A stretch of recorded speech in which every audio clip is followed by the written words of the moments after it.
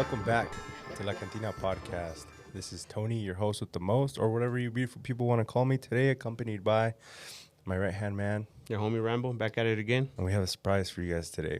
Today we have some special guests. Please let us introduce the EVP podcast. Yeah. Yep. What's up, guys? I'm Ghosty, And I'm Beaker. and we host the EVP podcast, which is short for Energy Visions and the Paranormal, and we talk about ghosts, cryptids, Apparently crop circles. crops, aliens, all kinds of things paranormal or strange or, outside of what normal beliefs are. Yeah. I know we've been meaning to have this episode for the longest Right, yeah, time it's now. been a minute. Yeah, no, that was my fault. Sort of. It's okay. Things came up. The Yep. scheduling was off, but you guys are here now. But yeah, that's just in time for spooky season. Yeah, just right around the corner, too. I planned it that way. He had a master plan. It was. Yeah. So how did you guys, what made you guys want to start? Let's just get right into that. How long have you guys been doing that? So I got into this just because as a child growing up, I had a lot of paranormal experiences that couldn't explain and just stayed with me. And then, after it stopped and becoming an adult, things happened in life and things started happening again. And I started seeing things and experiencing things. My brother and I decided, you know what, let's start doing some ghost hunting and figuring things out. And come to find out, at my work, I worked with this guy, didn't even know him there, but was told, hey, he has a team, he does ghost hunting and stuff. You should go talk to him.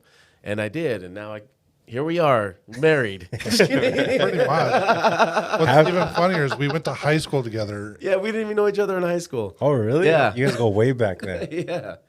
We've known each other for years, Well, spiritually. You guys are just lost. we were. I mean, We're we wandered lost. the same halls. Actually, he was outside smoking weed. I was wandering the halls. I was smoking weed in the hall. Oh, my bad. You get it right. I was in the halls smoking it up. I was everywhere, man. Yeah. Yeah, he grew up with the stuff. I mean, when I was a kid, I was always fascinated by the scary stuff. Like Scary Stories to Tell in the Dark was my favorite book series. Oh, yeah. And then there was times where I always felt like, there was a man standing in my front yard, but I never really paid too much attention to it because, in the 80s, I didn't really know anything about ghosts. Yeah. 80s, early 90s. And when I really got into the paranormal, it was I was trying to find something fun to do for my friend for her birthday because her birthday is in October, and she's afraid of clowns. I literally called every haunted house here in Utah, and everyone had a clown room. And then I remembered someone telling me about ghost tours because I was earlier in the year I was trying to find something to do in San Diego. Mm-hmm. So I'm like, I wonder if there's ghost tours here in Salt Lake, and I found a company. Took on a ghost tour, found out they did paranormal investigations, so we started going on those. Ended up finding the team that him and I used to be on, and when I was on that team, I kind of took over and started a side business with the team where we did public investigations. And then after COVID, things just kind of It was on hold. We still kind of tried to do stuff, but it was just some key people on the team left, and it just wasn't the same. Mm-hmm. So him and I and his brother all left and started our own team and podcast. So it's just the three of us now. But we have special members who. We have honorary members. Yeah. Honorary members that come along every time we do stuff. They just they're just part of the crew. Yeah. That's all people from the old team. Yeah, exactly. Nice. It's we all left and We all left at the same time and just kind of when we started the podcast, I was like, all right, whatever you guys doing, we're going to do too. That's cool, man. You guys keep it Yeah, from yeah. day one, basically. Exactly. That's cool. What's one of the scariest things that you could say happened to you personally? All right, this one goes back when I was a kid. This was one of the scariest things. So in the house we grew up in, the house itself wasn't haunted. It was things were just happening to me when I was alone, and it would any time of the day. And so a lot of the scary stuff that happened would be 4 or 5 o'clock in the afternoon, and our house was a rambler, and so you had the one main level with a basement, Right. and all our bedrooms were in the basement. So it wasn't anything crazy storage and just a lot of scary stuff down there. And then we also had a TV in the kitchen, and the stairs that went to the basement are in the kitchen. And I was laying on the floor with my head propped up, watching TV. It's about 4 in the afternoon. My mom had taken my brother to an appointment. My dad's still at work. I'm just at home watching TV. And I've already had weird experiences at this point, so it wasn't new to me. And as I was laying there, I heard the bottom stair thump, and just kind of caught my attention. I looked down there. That was weird that would happen. And our stairs were very creaky. So when I first heard that thump, followed with the creak of the foot lifting off of it, and I know the sound very well growing up in the house. So, my hair's standing up and I'm staring down at the stairs now. And then I hear another thump followed by a creak and then another. And now I'm kind of like perked up. What do I do? And then it went boom, boom, boom, boom, boom, running up at me. I jet out the side of the house, like out the side kitchen door. I'm out there. I'm in the driveway. Like, what the hell just happened? And I'm walking towards the front of the house, still in the driveway, just kind of like, what do I do? And I just hear this loud pounding on the big bay window in the living room. I turn around and I see the whole window just vibrating. And the blinds that are hanging, they're all just waving, just back and forth, like really, really fiercely. So freaks me out again. I'm thinking, there's a giant tree in the backyard. I need to climb to the top of that tree and hide there until someone arrives. So I run back there, and as I'm running to the backyard, I'm passing the kitchen window, which we left cracked because of the air to circulate through the swamp cooler. I can hear what sounds like a drawer of utensils getting ripped out and just dumped all over the place. That's what I'm hearing. I'm thinking, oh shit, I'm going to be in big trouble now. Not only am I scared to go in this house, but I'm going to get my ass beat for making a mess that I didn't do. So I run to the tree, and I'm at the top of the tree waiting for someone to come home. We lived on a corner, so I had a view of the corner if they are coming home. And I don't know how long I'm up there, but later on, my dad, I see him coming up and turning the corner. And I'm like, okay, I can't run up the side of the house right now. That's too damn scary. I got to go out the side gate and around the house to go catch him.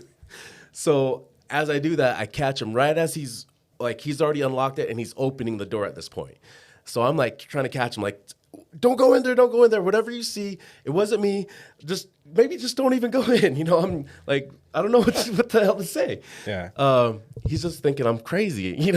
He opens the door and goes inside, and there's nothing there. There's no mess. There's nothing, and I'm just like looking stupid now.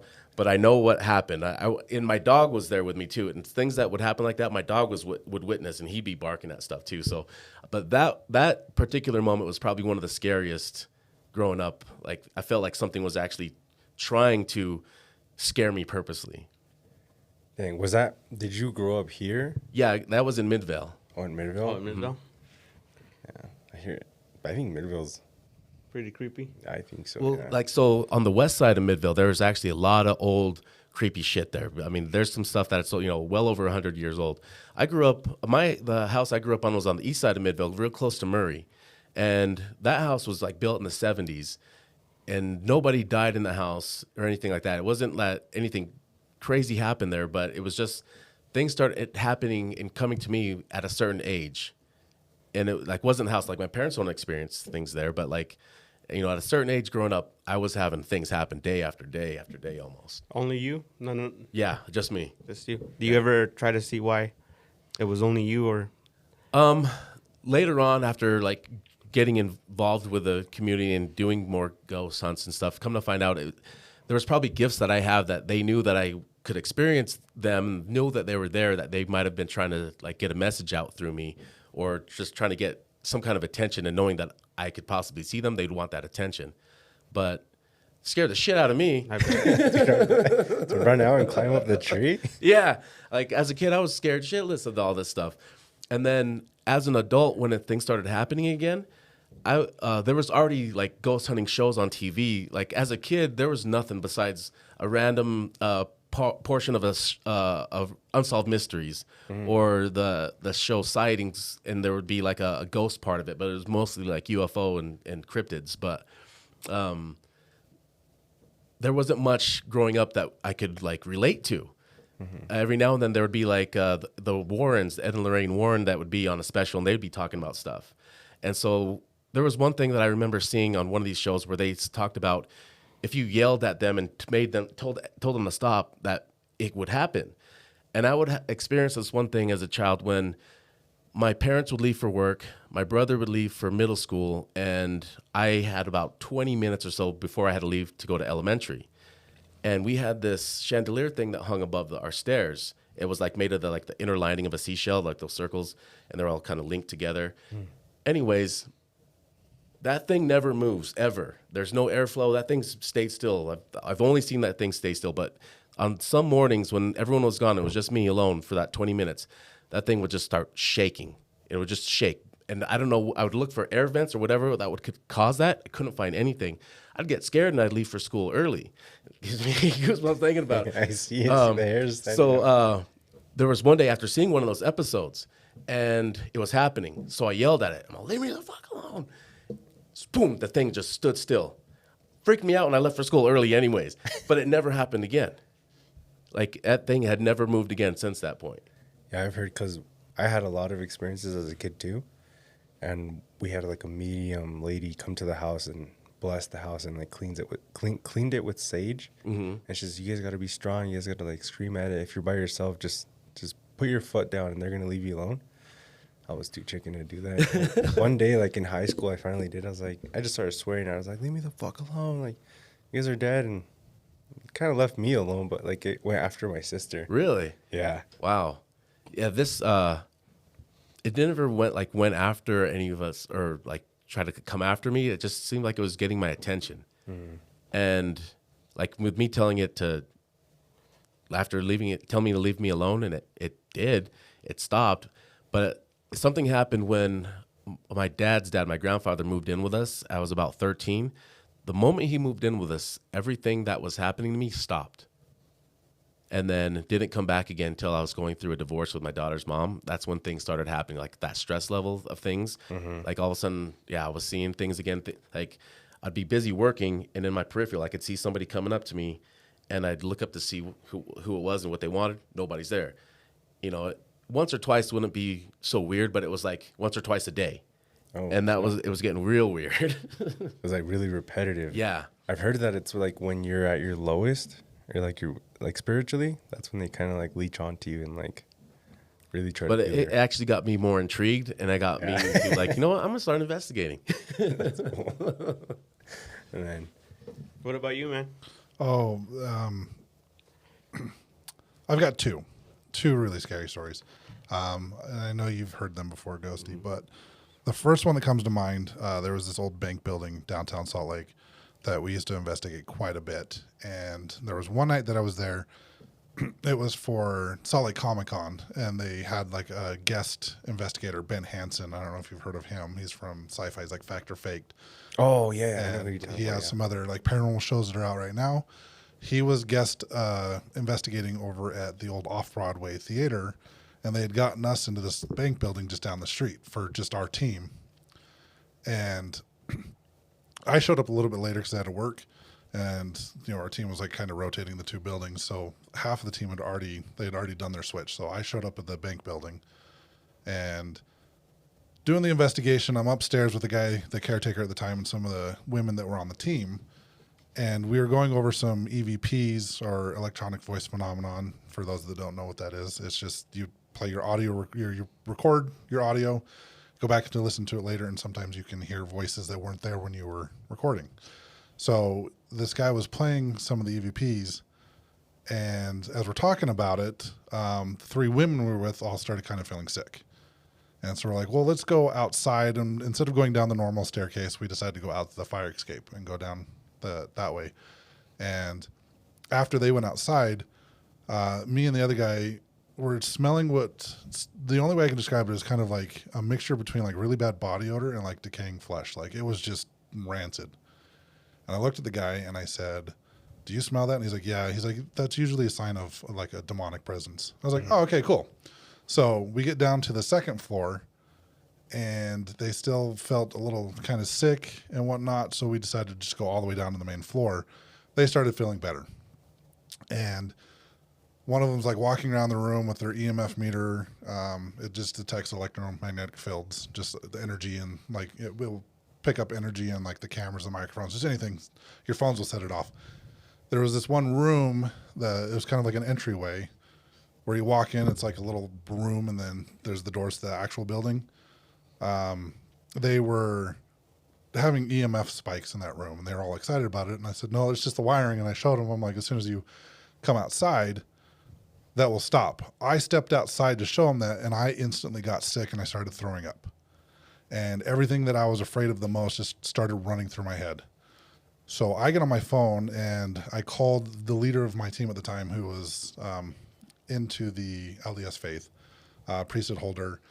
I called him, and I'm like, hey, man, you need to get here right away. I need a priesthood blessing. Like, you got to come down. And he's like, okay, I'm on my way. And the phone call ended.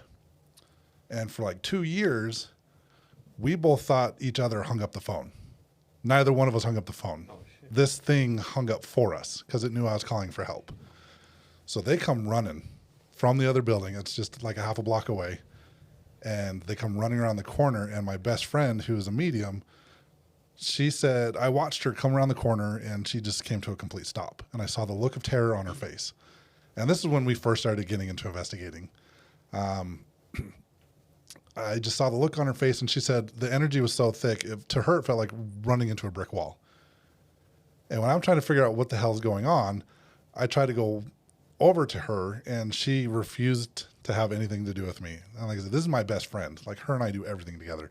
And when she wanted to come nowhere near me, I knew the problem was with me, obviously. So it was interesting because they started, there was a couple guys that started trying to give me a priesthood blessing, and they got like really tongue-tied. They couldn't get the words out. At the same time, our lead investigator had actually gone in, went up to the top floor to make sure nobody was in the building. So he was clearing the building out. And he said, as he came down the stairs, you know, there's nobody upstairs. He comes down the second floor, and he said it sounded like an entire football team was running down the stairs behind him. What? And meanwhile, I'm outside, like, you know, going through all this stuff that I'm going through. Eventually, we got to the point where we had to leave the property. And he put me in his Jeep playing church music. And I didn't realize it at the time. And I don't think this was planned. Everyone just kind of formed a circle around his Jeep. And then that's when they were finally able to do the priesthood blessings and kind of break the attachment this thing was trying to create with me. My friend said, like, it was trying to follow me home. And I'm like, oh, okay, cool. I'm glad we got that taken care of. But like, experiencing that, living that, it was hard for me for the first like couple of years after that happened to even talk about it.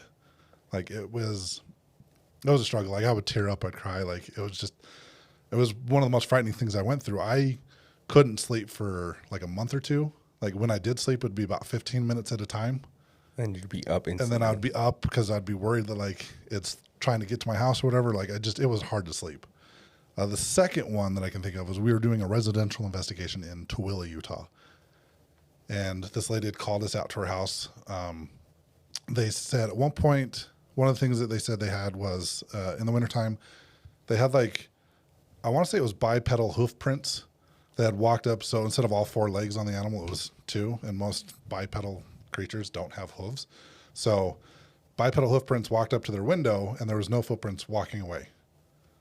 You could see the prints coming to the window. So we came out to kind of check things out, see what was going on. For us, fortunately, our medium was sick and couldn't make it that day. Because of the stuff that went on, we kind of felt like it was a trap for her. Because we found out during the investigation, this guy, I usually don't talk bad about Ouija boards. I think they're just, if used correctly, can be a tool to communicate with. But most people are in for the scare factor. They're going to invite stuff in. They don't really know what they're doing. That's why I don't play with it. So that's why I'm like, I don't recommend using them, but if used correctly, they can be a good tool. But I usually just tell people don't mess with them.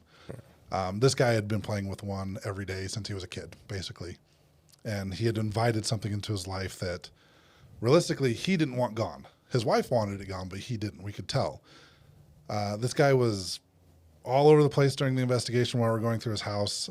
What scared us the most was he had loaded firearms, like loaded rifles, not in a case, not in a safe or anything, just leaning against the wall. So we made sure as soon as we found out that there was someone that always was between him and the firearms. So if he went crazy, he couldn't get to him. And that person was me because I'm a large individual and he was kind of small. But part of doing the investigation is we do the saging thing We would also ring a bell at the time because the frequency of a bell is like torture to inhuman entities' ears sometimes. And what was interesting is when we started doing the cleansing, they started ringing the bell. The guy had gone outside. At this point, he asked if he could go out to smoke. I was like, yeah, that's not a problem. So they start ringing the bell. I'm standing near the front door and I can hear him screaming. And I'm like, what the hell's going on? So I go outside. He is on the ground, curled up in a ball in the fetal position, screaming, yelling that it hurts and asking for us to stop. As soon as they stopped ringing the bell, he was fine. At one point, he kind of wandered into his bedroom looking for a piece of paper and a pencil. And again, we're making sure we're in between him and the firearms at this point because that's where he went. It was his room. He comes out and he scribbles some words down on the paper. And he hands it to us, and he's like, I don't know what this means. At the time, one of the guys that we were with was studying Latin. And he translated it. The guy wrote down perfect Latin. He said, this is what I'm hearing chanting in my head. And it translated to, this one is ours, priests, which was another thing that kind of made us a little worried. They decided to give him a priesthood blessing, bless the home as well. And during the blessing, he was kind of convulsing and just like growling a little bit. And when they got done, he said, he has this disease or this condition. I can never remember the name of the condition, but we looked it up and it's a real thing where like you can't visualize or picture things in your head, right? It's just black, I guess, all the time. He said during the blessing, he saw himself standing up and ripping each one of our throats out. What the fuck? And like it was creepy because just the way the whole thing went down. Like even after we gave the blessing, he went to go put his hand on his wife's shoulder and she kind of shrugged him off like she didn't want anything to do with him. We were all just kind of freaked out at this. Like there's nothing we can do to help this guy. Because even after we kicked it out, like we knew it was just going to come right back in. I think one of the guys left his holy water there and the guy called him to tell him it was there. And he's like, it's yours, keep it. Like we refused to go back. Like the four of us that were there that day, we all agree that that's the scariest investigation we've ever been on. I mean, so like I said, I've got the two because I dealt with both of those. But as far as like public investigations and residential investigations, those are the two scariest things that I've witnessed. That sounds more like demons than ghosts. Yeah. Is there a difference between? They are. Yeah. It's got the definition of. Well, so there's a few different kinds of spirits, and we've talked about it where, so you have your ghosts where, where someone dies unexpectedly and they didn't cross over and they're just kind of stuck and they don't know what's going on. Those are going to be like your ghosts. Your spirits are going to be like your loved ones that did cross over, and when you're asking for their guidance and help, they kind of come in and out of your life, just whenever you're calling on that. Then you have like your inhuman entities, which were never alive or never been a human. They're just out there just being negative, doing weird shit. Well, not all of them. Some of them, yeah. There's positive and negative to everything, but the definition she just gave to spirits and ghosts is widely accepted in the paranormal community. It's the definition that a gentleman named Hans Holzer came up with. He was investigating since like the 30s? Yeah. Like he was around before the Warrens were. Oh, they call him like the godfather of paranormal. So Hans Holzer actually came up with those two definitions for ghosts and spirits, and it's widely accepted in the paranormal community. Inhuman entities can be positive, they can be negative. It doesn't necessarily mean it's a demon. It could be like an elemental. It could be, if you believe in it, sprites, fairies, fays, all that stuff. Like all that stuff you hear about in fantasy stuff, that shit's all real. Like that all exists. We just don't really see them or talk about them much because people are more interested in the spooky demon stuff. Yeah. The first one you mentioned, is there a way to help them cross over? Yeah, definitely. Like a lot of mediums know how to open the light and get them to cross over. And we've experienced that with our friend who she's done that at some of our investigations where she's crossed over spirits. I didn't know she was doing it at one of the times where she was doing it. I was experiencing like a feeling of like a lot of high vibrations, a lot of energy. And I was like, what the hell is going on in here right now? It's weird. And then when I was asking him about it, he's like, yeah, didn't you hear her talking about how she's going to open the light and let him go through that? And that was happening at that moment. I'm like, no, I wasn't hearing that. I was experiencing all this weird shit going on in here. Have you not been in the room when I've opened the light? Like this is a new thing for me. I just started doing not within the last year. Yeah, I can open the light? My friend taught me how to do this, but you basically just visualize the other side, like where spirits are supposed to go. Like when you die, I'm assuming you've seen the movie Ghost at some point in time with Patrick Swayze and the song Demi is Moore. like- Where like when so when they die, right, the big white beam of light comes down.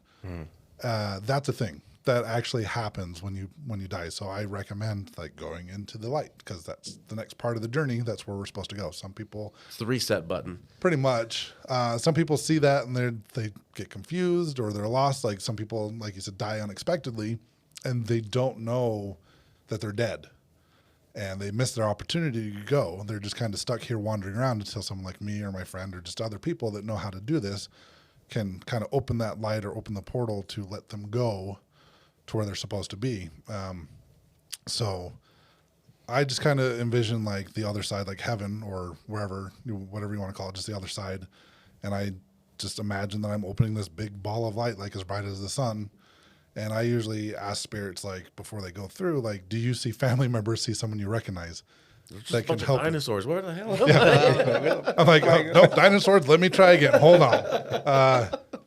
I usually try to make sure that there's someone that they know, like a family member that can help them get to where they need to be. I don't want to just send someone like, I don't want to just open this random ass portal and be like, okay, now you're in Hawaii, which wouldn't be bad, right? But they're just not where they wanted to be. How do you Or maybe. experience this? You hear them talking to you, or There's a couple different ways. Usually I'll have someone with like a set of dowsing rods that I can see the spirit's response. A lot of the times, and I think he's been able to do this as well, like when communicating with spirits, we just kind of hear their thoughts in our head. Like we just know what they're thinking or what they're saying. For me, it's more of an intuition thing. I just kind of feel it. I just know it. like a gut feeling? Yeah. And I've also found this cheat code that I have for when I open the light. I have 5 different like crystal skulls. I actually tried this when I crossed some spirits over about a month or 2 ago. I opened the light and I set the skulls out, and for whatever reason, those sitting in the formation I put them in held that light open for me, so I didn't have to keep it open. I actually left and walked down the street to go check out another building. Came back and I, did video chat with my friend, and she's like, "Yeah, it's right there in the window." I'm like, "Okay, cool, so it works." Oh, like, so, okay, your friend is like the medium, you said. Yeah, my right? friend's a medium. They can see through phones? Yeah. She can see, well, I can, like, we both can feel energy of spirits in pictures through the phone and whatnot. My friend can see spirits like you and I see each other right now. And she can see them through video chat. She can see them in pictures. And yeah, when I found out she could do that, I didn't even know that was a thing. I was like, what the hell? And I was kind of learning on feeling energies at the time too. And so when I found out about that, I would like look at certain pictures and I would see if I could feel energies in those pictures, if it was male or female and where exactly it was. And then I would just start sending it to her, sending her the pictures like, where do you see things in here? And then she would tell me exactly what I was already seeing in my head. And there'd be times I'd just barely get lit, and I'd do that. And I'm like tripping myself out, like, what the hell? Hey, this fucking weed is good. Like, I'm too high for this. Now, I got a question, and just came into my head.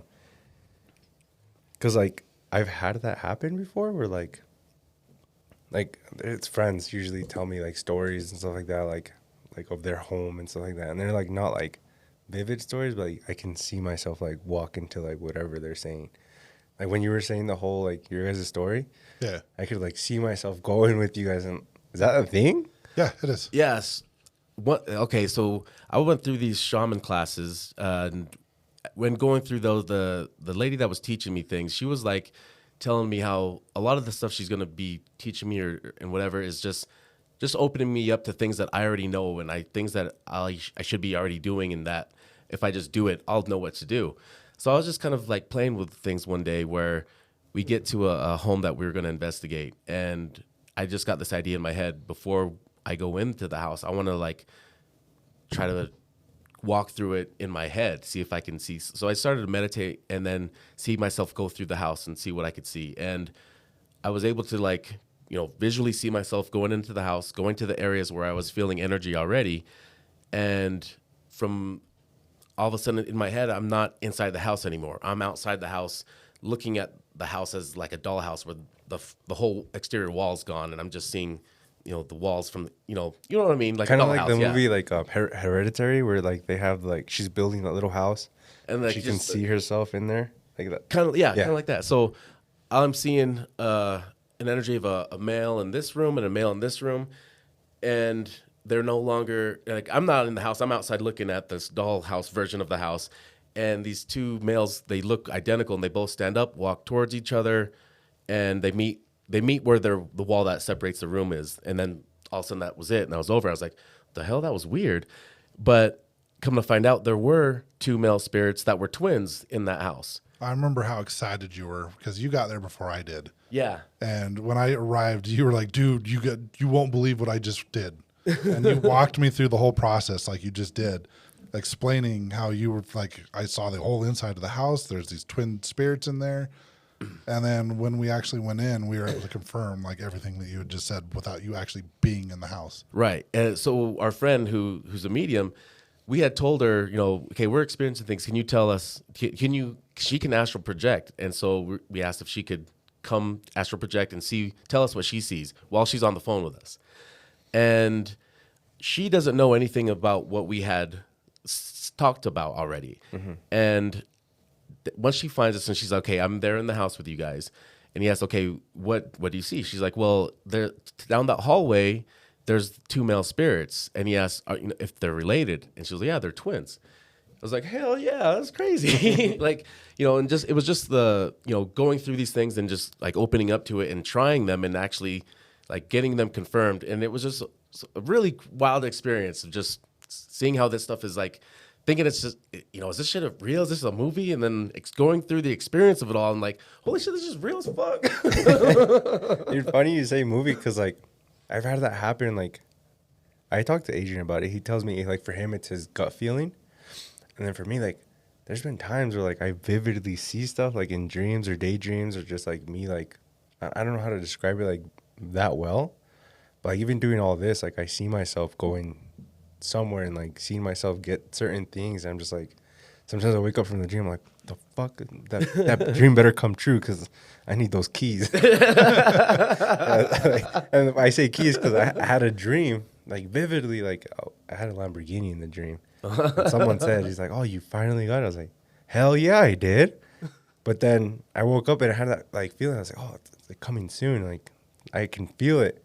That's why I asked, like, is that like something that like could actually happen? Manifest. That's what I've been getting into a lot, like manifestation. I've been getting into it a lot, but it's weird because like I see myself doing certain things. So like I don't know if it's like something to do with like messages from like the universe or like God or like that's what I'm just like very intrigued about that. Like because it's happened before, where, like with family members that have died. Like I'll see like I already know before it happens. I'm like, okay. You probably have something where you're more open in your sleep. Like there might be some kind of opening there where they are trying to communicate with you. And it's weird because it's like not necessarily just sleeping. I could be chilling here with you guys, like having a full-on conversation, but my mind's somewhere else. And I'm like looking at other things. I'm like, oh. I just started taking Adderall for that same thing. I used to, but like I cut it down. I was like, no, I'm okay. So I don't know. Like it's weird. Like I'll tell them, I'm like, dude, like I have a good feeling about this. I have a good feeling about this, and then I don't know, like slowly but surely, like I trust it a little bit more. And then when I try to like block it off, and I just kind of like hit the off switch, nothing else happens anymore. No, just kind of lean into that. Trust that gut feeling. Trust that intuition. Like I've had times where I didn't listen to my intuition and my car got broken into and all my shit got stolen. So yeah, it was like literally the day before, like I just had this gut feeling I needed to pull all of my stuff out of my car, go put it in storage. I wake up the next morning, my brother pounding on the door, that my door on my car and my trunk were wide open and like half of my stuff was gone. shit. So it's if you get those gut feelings, if you get that intuition kicking in, like telling you, hey, this is good or bad, like listen to it and go with it. Well, my wife gets mad because of that. Like I'll park the car at the grocery store and I'm like, this it's gonna get hit. I should move it. And she's like, you're crazy. We walk in the store, we come out, the car's got hit. Right, and it's like, who am I mad at? Myself for knowing I needed to move it and not doing it? Yeah. I have a question. So when you guys talk about all this stuff, do you guys pull energy? Can we pull energy by talking about paranormal stuff? Do you guys believe in that or? So I know that some people talk about that, and that for some people that could be a thing where, you know, you talk about ghosts and then they worry that things that have been happening that have stopped are going to happen again because they brought it up again and feel like they're more open to it. For me, I don't feel like that's a thing for me. And for the most part, I just know that there's ghosts around all the time. And when I was opening myself back up, I was told by some of the mediums that I was like having readings from when they were trying to help me open up, they were like, hey, we're going to turn this back on. And when we turn this back on, you're going to have to be the one to control turning it off when things start coming to you. And even after turning it on and being able to experience things, for me, I feel like my switch is off for the most part. And I can turn it on when I want to start experiencing things or when I want to tune in. Like I actually feel like I have to like turn it on and then tune in instead of just being always on and needing it to shut up. I need to turn it off. For me, I feel like it's opposite. And then there are times where things just happen and I can feel certain things without me trying. And in those situations, I think that's really cool. I'm more open to it and I want to learn more. But for the most part, for me, I feel like I have to turn it on. So to answer your question, You look so confused. Let me jump in. I got it. I understood. Adderall, man. It's a hell of a drug. just talking about it like we are right now, it's not going to attract anything, in my opinion. Watching horror films or like movies like The Conjuring or stuff like that, it's not going to draw it in unless it's already there. You know what I mean? Yeah. It's not like something is going to be walking down the street and be like, oh, hey. Scary movie. Let's go. Everyone else, the ghosts over there. Or, hey, these guys are talking about ghosts. Let's go hang out with them. Like, it's going to draw something that it's already there, maybe, but it's not just going to, you're not just going to start pulling spirits out of, all corners of the earth because you're talking about ghosts. Yeah.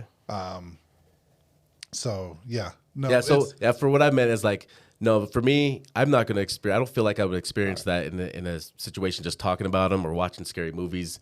Like, I don't feel like that's going to draw spirits and activity to start happening. No, the reason I asked the question is because, I'm Mexican and my family believes if you talk about certain stuff at a certain time, you'll pull that energy. And for me, my idea behind that is kids are going to scare themselves talking about that at night, and they're not going to go to sleep. And what are they going to? They're going to go wake up their parents because they can't sleep. So they're just like, "Hey, how about you guys just shut the hell up? How about you just not talk about shit?" Yeah, probably.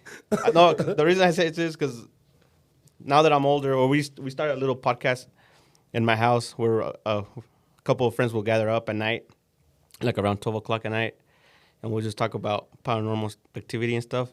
And my mother-in-law will get scared. She's like, you guys better stop that because you guys are going to pull energy and then you guys are not going to be able to close whatever you guys because she's going to open. be scared and she's not going to sleep. So she's going to be... So the same thing goes for like growing up when you're fishing with grandparents or parents and they always tell you, be quiet, you're going to scare the fish. I'm fishing with stereos blasting, catching fish all day. That was bullshit because they just didn't want to hear you talking. Well, I think it's a lot of that, but I think it's a lot of cultural differences as well because we have friends that are native, and when you try to and that's the situation. Yeah, skinwalkers, they don't want to talk about that. In that situation, but I mean, it's not about just talking about paranormal. It's just skinwalkers just saying the word. Well, it's like when we did the research on Robert the doll. Remember the doll that's in Florida? Where people have said, like, if they don't ask to take... One of the rules is if you go visit Robert, you have to ask to take a picture before you do or bad things will happen. That room with the doll is littered with, like, letters of apology for, like, disrespecting the doll. And there's a rumor that there's a curse, like, us just talking about Robert the doll. His name was what? Robert the doll? Yeah. Was it Robert the doll? Are you sure that was Robert? So just us talking about him like that, it's going to draw his energy in. And I don't know how many episodes on different podcasts I've talked about Robert the doll. Nothing's happened. Your car got broken into. That was It's all tied together. Yeah. It's all tied together. So before we ever talked about Robert the doll, my car got broken into, and it's because he knew in the future. Yeah. You knew that. Shouldn't have said it. So I think a lot of it is like what he's saying with your parents want you to shut up and go to bed. But I've seen it with different cultures. Everyone believes differently because I've talked to people from Mexico. A guy I work with is from Venezuela. The Native American friends, they all have different things that they're just like, even the Chinese guys we know, guys from China. They're all like, no, respect spirits, don't talk about them. It's stupid white guys like me that go and like, hey, let's go see what's going on over here. So on that, I have a question. Like, what about portals? Like, can you accidentally open up a portal? Like, say, because in the culture, we say like you can't have a mirror facing your bed or a mirror facing the door or like things like that. Yeah, 100%. Yeah, Yeah. that I think I need to rearrange my fucking room, dude. Yeah, We've been in houses. I don't know if you were there. We had one house. I don't think you were there for that one. We had a house where they had like 5 mirrors, and the way they were positioned, like it was just everything was bouncing off of each other, like 5 different mirrors in one room, and it made this kind of like pentagram of mirrors. So you just had all these opportunities for portals. So that is like a legit thing. Like Yes. that, yeah. And we just experienced one just recently. So we That was went. so weird. Yeah, so we went to Family Tree Restaurant down in Santa Quinn. We've been there multiple times, and it's been closed for the last 4 years. And just the new owners are allowing one of our old team to investigate there. So we went to the last one last week, and there was a mirror there that we hadn't noticed there before because some of the walls have been torn down now. We're and- still trying to rack our brains. Like, was Yeah, this that- mirror was that there here the before? whole Yeah. time, or is it something that's recently been put there? And then he started noticing that there's something weird in that mirror, and that there's possibly a portal there. I'm And, like, yeah, there's a lot of energy on this, and this thing's most likely a portal. and the weird thing that I experienced was me looking in that mirror. I could see an energy that was behind me back there. I could feel the energy through the mirror. Me turning around and looking back there, I couldn't see or feel that energy back there, but only through that mirror. That was pretty weird. That was a new one for me. Well, I had that happen to me last night. Yeah, and then you said you had that I happen. was at this group therapy thing is what I call it. It's more people just kind of talk about their spiritual journey together. Oh, okay. And I didn't feel anything over my left shoulder, but I just happened to look in the mirror that was in the other room and see my reflection, and I can tell there was something, like I could feel an energy in the mirror over my left shoulder. So I like turn around and look, and I'm not feeling energy there. I'm not seeing anything there. But when I look back at the mirror, it's sure shit, it's there. And then about a half hour later, someone else is like, have you started talking to that thing over your left shoulder yet? I'm like, no, not yet, because we're doing this right now. It can wait. Like whatever message he has, he can chill out. Oh, he was getting very antsy too. We're just like 15 minutes. And I wasn't even paying attention to the time. I knew right when it had been 15 minutes because I hear in my head, it's 15 minutes, it's time to talk. And I look at my watch, and sure enough, it had been 15 minutes. Dang. I'm like, just chill out. Like you'll get your chance. You're not supposed to know time, man. Get the hell out of here. Yeah, time's non-existent on your side. That's crazy, dude. Are you guys? How could I ask this without like being that guy? But Be that guy. Do it. Yeah. can we go with you guys one day? Sure. Hell yeah. What are you doing on October 25th? It's a Friday. October 25th. What are you doing, Adrian? I don't know. I don't think I'm doing nothing, but I I don't don't think know if I I'm have doing the courage. anything. Okay, we're gonna investigate Benson Grist Mill. Have you guys heard of that? Out in Stansbury, there's that mill out there. Anyway, it's called Benson Grist Mill. That's also been on a lot of the TV shows as well. And yeah, that place we're gonna be there investigating. So you guys are welcome to come with us. All right. I'm gonna try to have a priest on speed dial or something. Oh yeah, we'll be there. Yeah, we'll be there. Where's some of the equipment you guys use, or like how when you guys go to this kind of stuff, what do you guys take? Or I So- use him. Too many times. I just push him around. I'm like, hey, do you feel anything over there? How's that water feel? But He's like, growl at me real quick. a lot of times we'll bring different EMF meters, and that way that's just more for like visual, and then we'll also have like different radio type sweeping to pick up different voices to come through. We also have an Ovulus that's been one of our favorite ones to play with so far. That has a lot of different uses in one little device. That's one of our new ones. Yeah, too. it's I mean, it's pricey as hell. What is it, 600 Well, it's $600 Yeah, yeah. $600, but it does a lot. but anyways, what's really cool is having the visual, being able to feel it, and then see it happen at the same time. So when we were at that investigation last week at that Family Tree Restaurant, I went down to this basement room that I've never been to before. I didn't even know it existed, and that's where we were getting a lot of activity. And when I first walked down there, I could feel the energy on the other side of the room. and I had my equipment in my hand, and I said hello to them, and I could feel them coming towards me, but not only that, but the device starts lighting up. And I feel them come towards me and then back away, and then I start going, dude, get down here. There's shit down here. Come on, man. And then at that point, we started getting a lot of activity. We were using our different equipment, but we were getting a lot of cool activity. And then we also picked up a cool EVP in that room. And so, like, those devices are kind of like our go-tos, just EMF detectors, some devices to sweep radio frequencies to pick up some voices, just a regular recorder, the Ovilus. We have a flux that we use too, and that flux with that can pick up motion sensor as well as heat and cool. And then we also have a REM pod, a millimeter REM pod, all in one that he has that. So the millimeter will also pick up EMF. I have like 4 different kinds of. Yeah, we got all kinds of EMF readers. So the millimeter do EMF. It will also do temperature. You can have it set up to where it will alert you if there's a sudden change in temperature. Same with his device called the Flux. They'll have temperature settings. The millimeter has, like he said, the REM pod feature on it as well. It's just an antenna. You pull up on it and push the button on the back for REM. And what that does is if something breaks the static field around this antenna, it will start lighting up and beeping and going off like crazy. And we had a lot of good responses on several investigations. But I think when I first got that device, I got growled at through your Bluetooth speaker. Yeah. What the fuck? Yeah, that was over at the Asylum 49 there in Tooele. The you guys Bluetooth went there? speaker wasn't attached to anything. It wasn't plugged into anything. I was using the Spirit Box, which is the device he was saying that sweeps. You can choose either AM frequencies or FM frequencies, and it creates white noise for spirits for spirits to talk through. So we had just finished using that, and I was holding the speaker in my hand. I still had the auxiliary cord plugged into the speaker. He was recording video on his phone, which, I mean, his phone was attached to the speaker via Bluetooth, but when you're recording video, it doesn't play any sounds through the speaker. You're just recording at that point.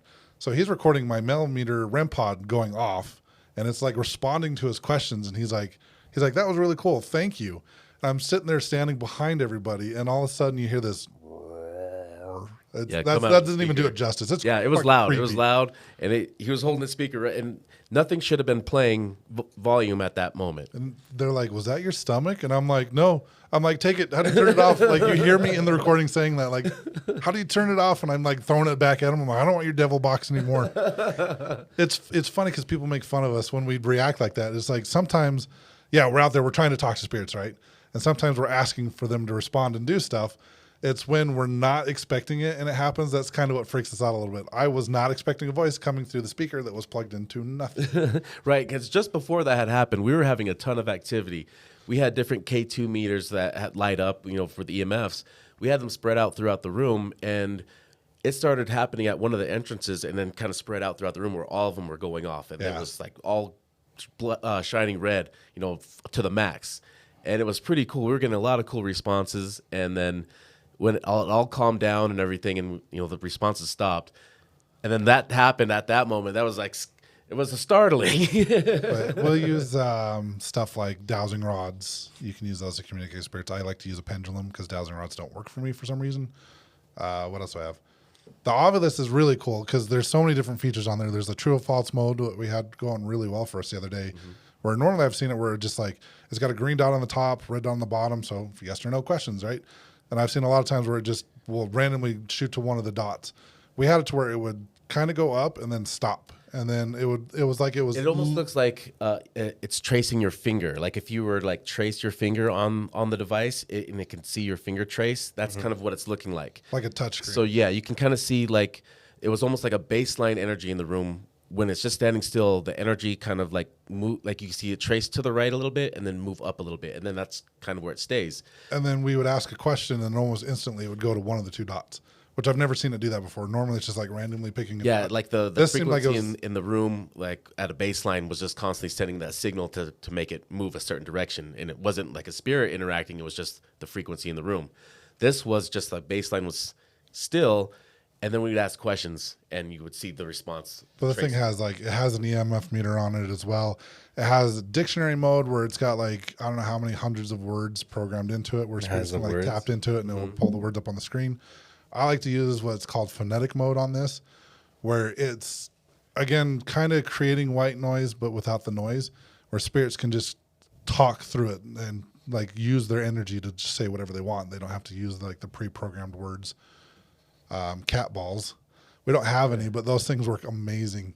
They're just the little light up cat toys that you can just set on the ground, and if they get knocked around, they'll start lighting up. And there's times where we have them set up perfect where they're like nothing, no breeze, no air conditioning, nothing could move these things. And we'll be sitting there talking, not even in the same room, and all of a sudden we'll just see them lighting up and rolling across the floor. What the fuck? So there's a lot of, I think the best, one of the best things to take with you on an investigation for a first timer is your phone or just a cheap digital audio recorder. Because you get a lot of evidence, like I said, with EVPs, spirits just kind of communicating with you that way. Yeah, like I was saying when we picked up an EVP in that room last weekend, one of the ladies that was in the room with us, she actually heard it audible with her ears. Yeah, you heard it too. I wasn't paying attention enough. She kind of stopped and was like, "Did you guys hear that?" And pulled out the voice recorder that was recording at the time, played it back, and in that moment you can hear a voice, no one in the room. And it just goes, "Sorry." It was more like, "Sorry." What? Yeah, just in between us, saying things and things happening. Well, yeah. I mean, there was another group that were just up the stairs, so I'm like, you can hear this in the recording. I'm yelling up the stairs. I'm like, "Hey, did someone up there just say sorry?" And everyone's looking at me like I'm weird, and I'm like, "Okay, cool. That's all I need to know." We went back and listened to her audio recording. I ended up finding out on my audio recording. But it was soft. It was sorry. It's just really quiet. Sorry. Yeah, it was pretty good. But her and I both heard it. I have another one where we're at Benson Grist Mill with the audio recorder. Our friend and I both heard it at the same time. I was talking about how I felt like the spirit was trying to make his energy feel bigger to try to make it look like it was bigger than me, right? Mm-hmm. And we both heard something audibly at the same time. We couldn't make out what it said, but I walk over to him. I'm like, "Hey, you got your recorder, right?" And he's like, "Yeah." And I'm like, "Mark the time, like mark the file number, mark the time so we can find it quicker." So he wrote it down, and that night he had sent me the EVP that, like I said, we both heard it just audibly with our own, without any devices.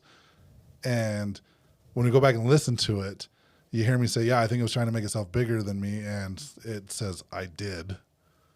So it was like responding to what I was saying. It was pretty cool. Is there like a certain time you guys have to do this, or does it matter? Just whenever. Just whenever. Daylight. You can investigate day, night. A lot of people do it at night because of the ambiance. And there's also like if you're in a public place like Benson Grist Mill, it's not that far from the main road. There's less traffic at night, so it's less possible noise contamination for your audio recorders. But if you're not doing any audio recording, then that doesn't matter. Yeah, because like try to investigate in the daytime and you want things to be quiet, you'd be surprised how much voice gets carried from like neighborhoods, just kids screaming and yelling and stuff, and that could get thinking there's a scream from inside the house or something. But you Ghosts don't care if it's day or night. That's whatever. just like I was experiencing a lot of stuff growing up in the in the afternoon, evening time. You guys ever get like hurt or something? I don't think I've been scratched and I've had my ass grabbed. It wasn't me. Yeah, that's when we I swear it wasn't me. So this was a funny one. When we stuck into the Salt Lake. Yeah, Cemetery. we were at the Salt Lake Cemetery one night, and we had some equipment, and as we were going around the cemetery trying to see if we could communicate with things, I would place my equipment down on some headstones, but I would say, no disrespect. I'm going to just place these here. There's just equipment trying to communicate. I don't mean any kind of disrespect by placing this here. We were trying to get communication, but we kept getting these weird responses that didn't make any kind of sense. And all the different locations we moved around to, it seemed to be the same everywhere. And I was telling him, I feel like there's some spirit is just following us around, giving us bullshit answers, like it's the same one. And soon after that, well, there were some other kids that had snuck into the cemetery, but they were being loud, so we were trying to avoid them at the same time. And yeah, we ran and hid from security. yeah, well, they were getting kicked out. We kept investigating, and there was this one point where, and I think it was soon after I had said, I feel like it's the same spirit just fucking with us, and all of a sudden I feel like one of my ass cheeks get grabbed, and I'm like, what the fuck? And I was standing in front of him. yeah, he was Let me clarify. and I was not behind him. I'm trying to wrap my head around what's happening, and I'm physically feeling my ass get squeezed, and it squeezes, and as it squeezes, the pressure from whatever was doing that disappears at the same time. And I'm like, dude, something just grabbed my ass. And as I said that, 2 hands at the same time, both cheeks, double grab. I'm like, it's grabbing both cheeks right now. And he starts snapping pictures of me. We might tell have me that he on got audio it. somewhere too. And then I'm like, what the fuck? This is fucking crazy. And right after that, our friend, who's a medium, calls him. And she's like, what are you guys doing? And he's all, we're investigating at a cemetery right now. And she's all, I think you guys need to leave. And he's all, yeah, there's kids getting kicked out. We'll probably get out. But I'm going to send you these pictures of Dale. Tell me what you see. I don't know how many times she's called while I'm on an investigation. I don't even tell her I'm going, and she's like, "What are you doing right now? Like What's going on? Because this is going on at my house." So he sends her 5 pictures that he had taken of me at that moment. And she calls back, the next day or something, you had told me that. She goes, yeah, in 5 of those pictures, 3 of them, there's a guy standing behind me. And she had astral projected or connected with that spirit and talked to him and asked him what was his deal and why was he messing with us. And he had told her that he didn't like that I was setting my equipment on headstones, and he was just trying to scare us to get us out of there. And well, that's kind of gay of him, though. Not really. It was the kids making all the noise that got us to leave the cemetery. But Yeah, That's funny. That's fine. That's funny. That's cool. but yeah, I've had that. we've both been touched or grabbed, but I don't think we've ever been like. I got scratched when things were happening, when things were brand new, starting to happen to me again.